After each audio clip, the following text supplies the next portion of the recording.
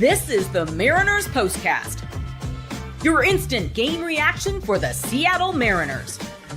Part of the Locked On Podcast Network, your team every day.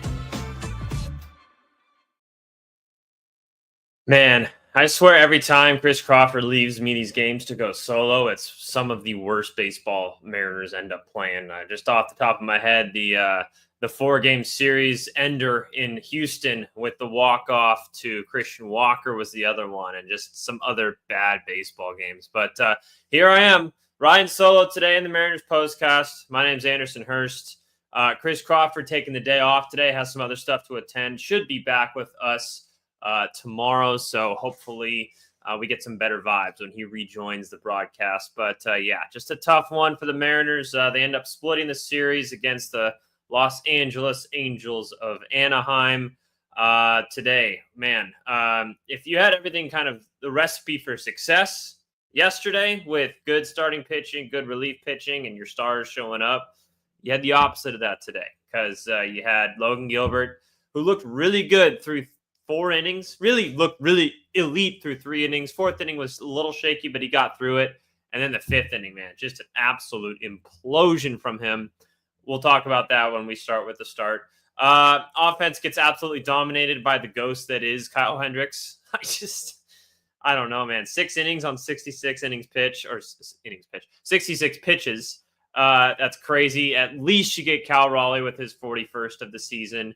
But everything else just looked pathetic today. And it sucks. It really does, because this is a big opportunity for the Seattle Mariners as they had a chance to gain 3 games this weekend on the Houston Astros, and they only end up gaining 2. Houston gets swept by the A's in their home ballpark in a 4-game series. The Mariners, this was just with the door wide open. It was a missed opportunity. You still gain 2, I guess, but still not what you want.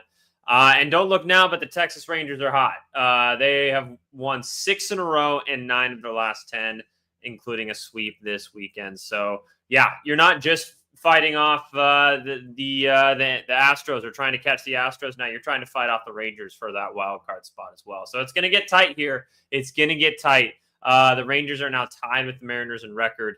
So I think the Mariners have the tiebreaker, though. So I think we still technically have the wild card position, but it's not going to be that way for much longer if they continue to play this hot. So yeah, lots of big games coming up for the Seattle Mariners. Let's start with Logan Gilbert, man, because you could talk about how bad the offense was today, because it was very bad.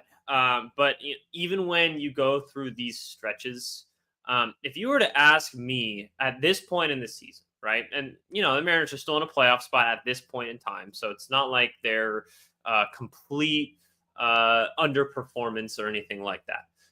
If you were to ask me what part of the baseball team is performing below expectations or standards, significantly below, I wouldn't say the bullpen. I wouldn't say the offense. I think the offense overall, I mean, they have bad games like today, but the offense overall, I think the aggregate of everything has actually been better than a lot of people expected, especially with Josh Naylor now in the lineup and hopefully one more addition. But it's been the starting pitching, specifically Logan Gilbert and George Kirby, and you could throw Bryce Miller in there as well when he's healthy, because these guys are top 10 starting pitchers in baseball when they're right.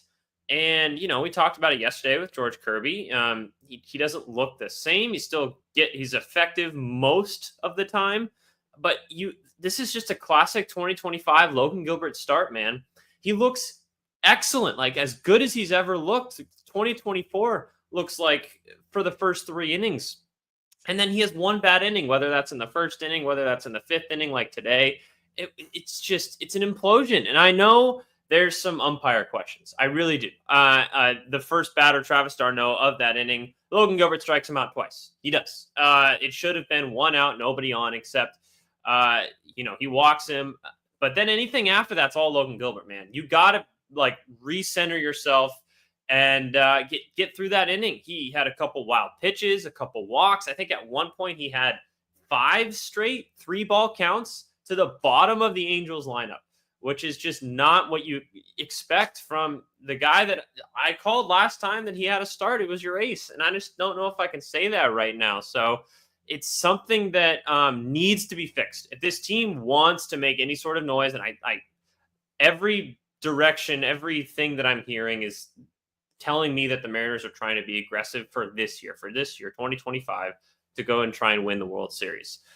If that's going to happen, you need Logan Gilbert and George Kirby to be who they are, because they haven't been 100% of themselves up until this point. But like I said, it looked really good through the first 3 innings, through the first 4 innings, really. Was getting his splitter to work really well, locating the slider, pumping fastballs, 96, 97. Looked like he was just cruising to another good start. Both him and Kyle Hendricks were dealing through the first, I think they both went up, 9 up, 9 down in the first 3 innings. So that's something that was positive. But let's go straight to the 5th inning, because that's something where we've seen it too much from Logan Gilbert this year, to the point where I'm going to start to ask, and I can't wait to ask Chris Crawford this question, because I want to know, I know he's kind of bullish on Gilbert. He thinks there's more positives coming out of his recent starts than negatives, but it just seems like this start that we had today has happened too many times. You get the Travis d'Arnaud walk. Like I said, he should have struck out. It should be 1 out, nobody on. Almost like, let's continue to go as you have until this point. Then he gets a wild pitch, gets d'Arnaud to second, walks Luis Rengifo. And then you hit Gustavo Campero when he's trying to bunt, just looking wild, can't locate a slider out of nowhere. Kevin Newman grounds out to JP. They score on that 1 run. No double play ends up happening. Logan Gilbert throws another wild pitch, and that scores Luis Rengifo. Zach Neto flies out for the 2nd out, and then the big one, Mike Trout, with his home run, just absolutely piped that one. It was one of the farthest home runs that I've seen hit against a Mariners pitcher this season. For his 1,000th RBI, dude's just, as we sidestep for just a second, he's so good. He's just so good. The last 3 years have been tough to watch as someone who likes the game of baseball. When Mike Trout is right, he is so dang good. Nolan Schanuel doubles after that, and then he finally gets Taylor Ward to strike out. Kind of a weird inning, because on that Nolan Schanuel double, it was like a bloop to mid-left field down the line, but it's Ben Williamson going for it. Randy doesn't even come to help him out. It was just a really weird inning. But at the end of the day, I don't know if that non-strike 3 call to Travis d'Arnaud really affected Logan Gilbert, but it seemed like it did, because up until that point, he felt like he was in command of his stuff. He felt like he could get his stuff by the Angels hitters. And then all of a sudden it just imploded in that 5th inning. And it's something we can't really have. I don't know. I really don't know.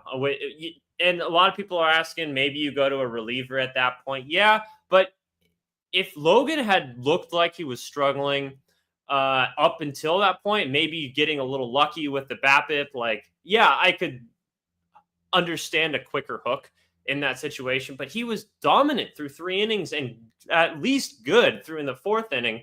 And then it just all of a sudden implodes. And at the end of the day, you need your starter to go at least 5. You need 6 is kind of the bare minimum ask, especially from a guy like Logan Gilbert who has done that. And this has been his issue this year. He gets a ton of strikeouts early in the game, but then can't get the length because one bad inning later in his outing ends up kind of ruining everything. And that's exactly what happened today. It's a missed opportunity for the Mariners because, like I said, you got Houston. They get swept at home by the A's. It's just a huge door open for the Mariners to take 3 games added to the Houston Astros. But you end up only taking 2, not the absolute end of the world. And I know it feels like a series loss and the Mariners split 2-2, but this feels like a series loss because you should be winning this series. You should be winning 3 of 4 against a bad Angels baseball team. Let's quickly give some love to our sponsors for today. Once again, Anderson Hurst here. I'm going solo. Chris Crawford's just taking the day off. We'll hopefully have him back tomorrow with some better vibes. Like I said, he always leaves me these crappy games. I don't know what it is about. Maybe I need to leave him some of them so we can kind of even it out a little bit. But we will. Oh, Hi. he is. Hi, guys. What's up, dude? I thought you were taking the day off. I am. I just wanted to stop in and say hi real quick. Were you listening? Didn't get a chance to listen. I just got in my car and, I decided to Everyone just... say hi to Chris. Hi, chat. Say hi to Chris. This is the best news I've seen all day after that crappy game. It really wasn't very good, was it? No. I was joking with like the chat. Like it seems like whenever you leave me, it's with these terrible games. I was just thinking about this too, Anders, is that the last time we saw Dan Wilson get angry before the game before was that game against the Astros where he was actually wrong. Remember that? It was the strike 3 to Randy, and Randy wasn't even arguing it. Dan Wilson comes out and gets tossed. I'm like, what's going on here? Yeah, that was a weird one. So I'm sure you've talked about it. I'm just going to give my quick thoughts, right? Yeah, go ahead. 4 innings of Logan Gilbert was fantastic. 1 inning of Logan Gilbert was horrific umpiring and also just a complete meltdown. And it can't happen, right? If you are the top of the rotation starter, yeah, it hurts. There's self-inflicted damage that wasn't actually self-inflicted. Yeah. But then you fall apart, right? And it clearly got to him. It clearly got to him in that 5th inning. And I want better than that, right? Like, as good as he was over those first 4 innings, it doesn't matter as much when you completely fall apart. Completely fall apart after. And I'm surprised by it because Logan Gilbert's not somebody that I think of as a guy who can't handle pressure or, the moment gets too big. But today he kind of lost his cool. He lost his cool.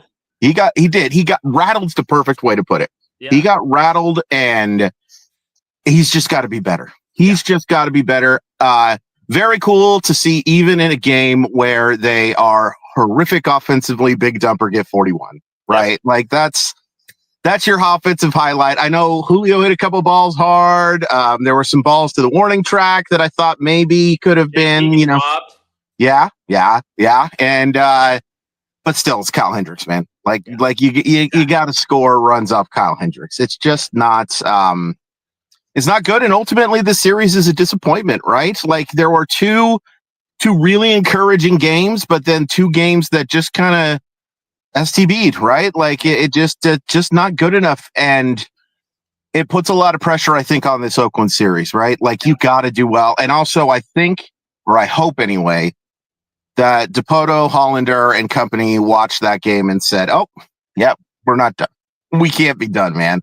We cannot be done in terms of improving the offense and also, just improving the offense.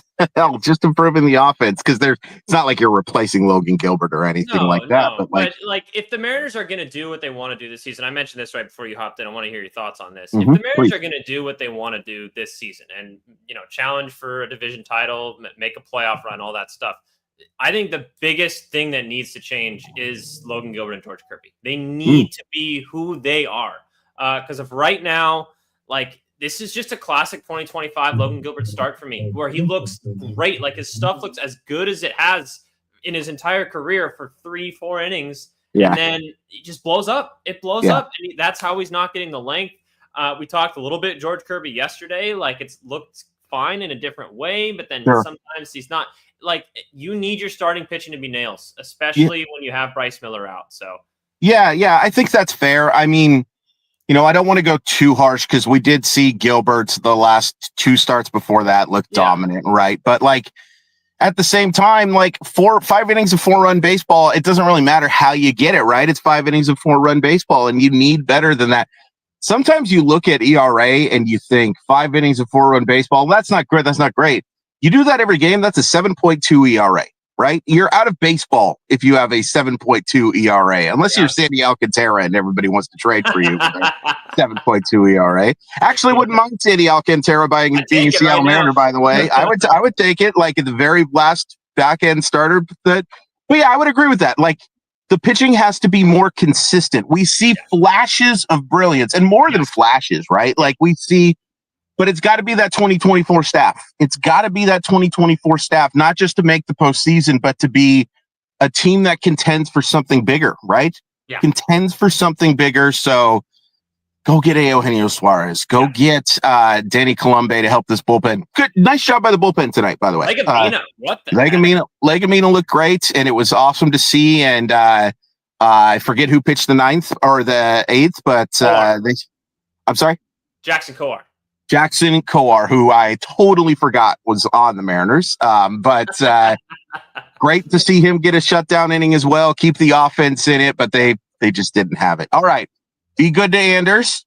Be wonderful to Anders. Anders is the very best. Second best to Chris Crawford. No, I'm putting you 1A and I'm going to put me 1B. Like okay. That's just the way it's going to go. It's hot. It's really, really hot. And I'm tired of the heat. I'm tired of watching the Seattle Mariners not score enough run. I love you all. I'm going to try to exit out of this thing now. Okay.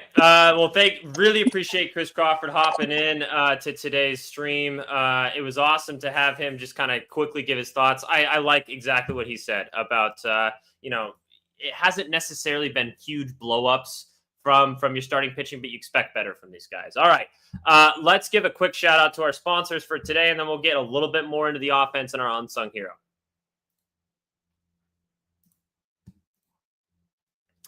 Today's episode is brought to you by Gameday Hue, and so is this hat that I'm wearing. It is a Seattle Mariners hat, but it's kind of a different color one.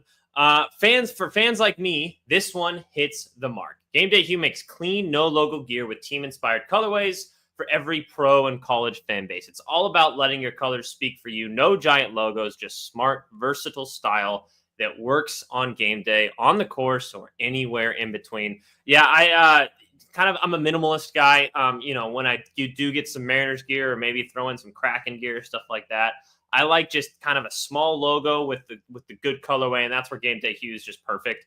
I play a lot of golf, so having just the giant logos don't work in that sort of environment. So if you're looking for something that you can still rep your team and you're going for a certain colorway in some way, Gameday Hue is the way to go. Right now, you can get 15% off with code MLB15 at GamedayHue.com. That's GamedayHue.com. The code even stacks on bundle deals. Hello.